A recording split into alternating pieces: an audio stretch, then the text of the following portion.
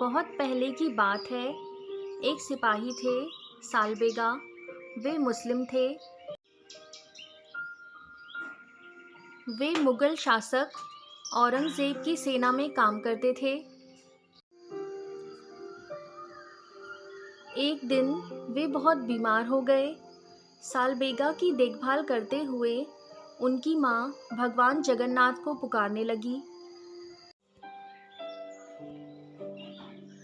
माँ की प्रार्थना सुनी गई और वे पूरी तरह स्वस्थ हो गए।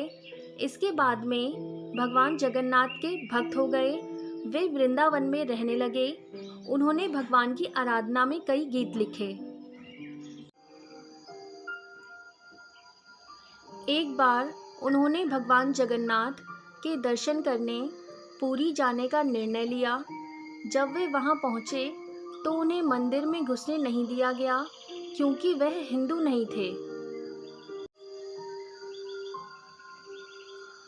वे वृंदावन लौट आए। एक वर्ष बाद वे दोबारा पुरी जाने के लिए निकल पड़े। वे भगवान जगन्नाथ की प्रसिद्ध रथ यात्रा में शामिल होना चाहते थे, लेकिन वे रास्ते में बीमार पड़ गए। सालबेगा ने भगवान जगन्नाथ से प्रार्थना की कि वे उनकी प्रतीक्षा करें।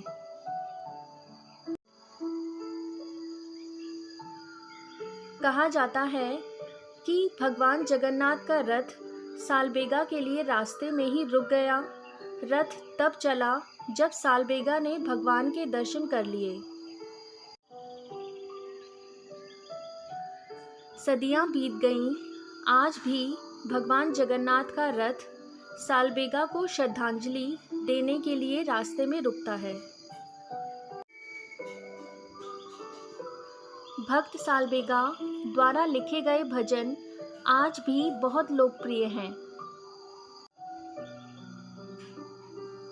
There was a soldier called Salbega. He was Muslim by birth. He served in the army of the Mughal king Aurangzeb. One day he fell very ill. His mother chanted the name of Lord Jagannath, and as she nursed him,